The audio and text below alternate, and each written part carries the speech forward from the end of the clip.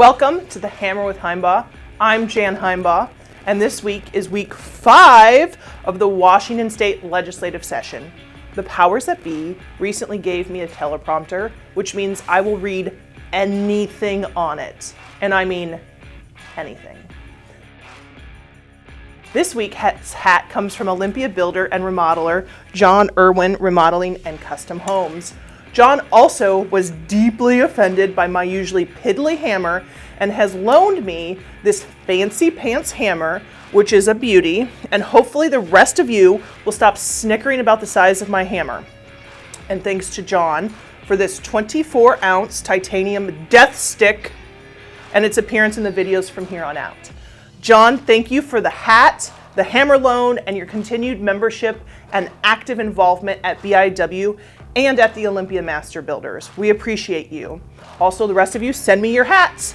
Today, February 7th, marks another cutoff after a weekend of fiscal committee hearings, and with a severe lack of human-to-human interaction, today is the last day to pass bills out of fiscal committees that aren't necessary to implement the budget, or NTIB. And then the legislature will head into floor action, which again will be mostly on Zoom because, you know, open and publicly accessible government, blah, blah, blah, blah, blah.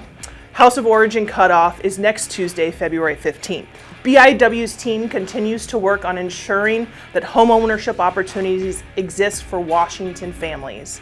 And in order to ensure homeownership opportunities can be a choice for our neighbors, Washington needs to allow and permit more houses. First, we need to fix how local governments plan and what types of housing they allow in those plans. Did you know that statewide zoning accounts for nearly $72,000 on the cost of a newly constructed house? And that permit delays, an average of 6.5 months in Washington, add $22,000 to the cost of a newly constructed home? So with dumb zoning and dumb delays, that's nigh on $100,000 just because local governments are stick in the muds when it comes to housing. Bills addressing some of these issues are in discussion, and we are at the table working to fix these issues.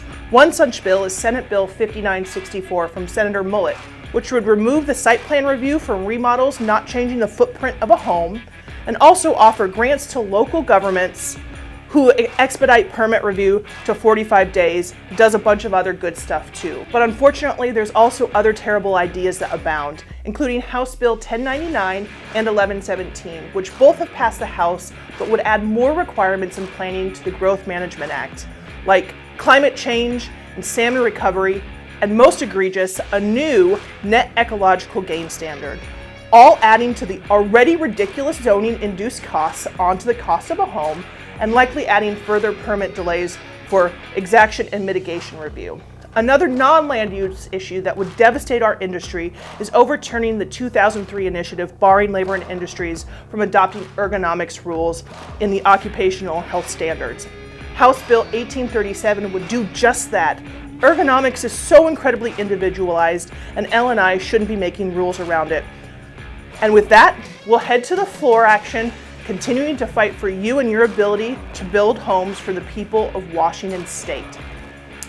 This has been the Hammer with Himebaugh with the Death Stick. I'm Jan Himebaugh. Stay classy, Washington. Home start here. Himebaugh out.